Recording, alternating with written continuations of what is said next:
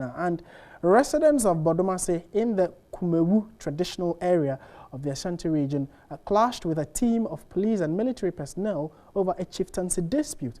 An attempt by a man who claims to be the Kumewu paramount chief and his gang to forcefully make their way to the burial grounds of the late Achimpim Hene of Kumewu, Oheneba Krapa Yadom, was fiercely resisted.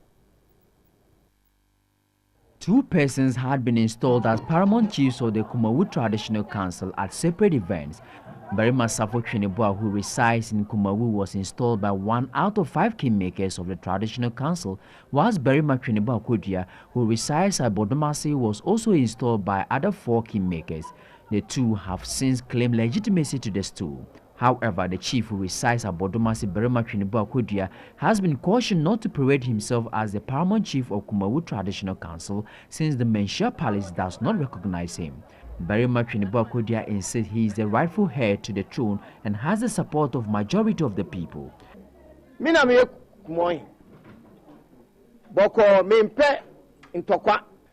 am the Kumewu chief.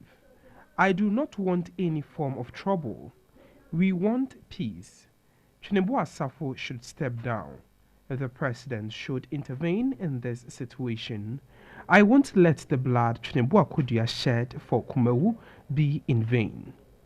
Berima Safo Tweneboa Kodia also says that he is the legitimate one since Menshia recognizes his ascension and has been gazetted at the Ashanti Regional House of Chiefs. Meanwhile, Berima Tweneboa Kodia and his supporters managed to escape police arrest, but the security personnel destroyed the umbrella of the chief. Residents say they feel intimidated and threatened by the incident and called for immediate intervention to resolve the chieftaincy dispute. The kingmakers, they were divided into 2. So the other part, they installed their chief, then the other part to install their chief. So the case went to court. So we were all hoping that one day they will solve the problem, so we all will be happy. But all what we realized is one of the chiefs, he was bragging as a chief, excuse me to say that. Then the other one too was also boasting as a chief.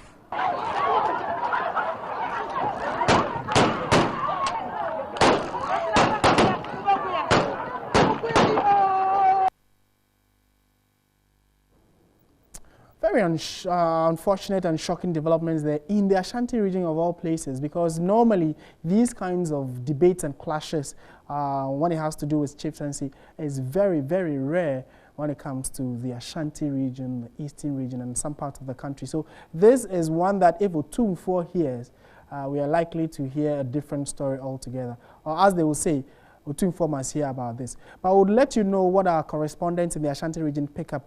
In the meantime, though, we want to speak to the police of the Ashanti region. We are told that ASP Yusuf Tanko will be joining us shortly to let us know whether or not some arrests have been made or whether there is enough peace and sanity within the township so they would not see any reprisal attacks, because the key players in this whole drama are still there. So are there any assurances from the security that we are not going to see any reprisal attacks or people being hounded left, right, center following the disturbances from yesterday? So when we do get him on the line, we'll let you know what their position is. That is the Ashanti Regional Police Command, because they have already brought some sanity to the place, we are told. But a day after or 24 hours after, what is it that he can tell us with regard to sanity and serenity in the area? The umbrella, the palanquin, and or other regalia that were used there seem to have been destroyed. People running helter-skelter for fear of danger. And we would want to just, call for peace and calm, even as the senior authorities or those in higher authority take charge to bring some amicable solution to this development. So we are not getting through to ASP Yusuf Tanko, but when we do get him, certainly in our subsequent bulletins, we'll bring you his position on this.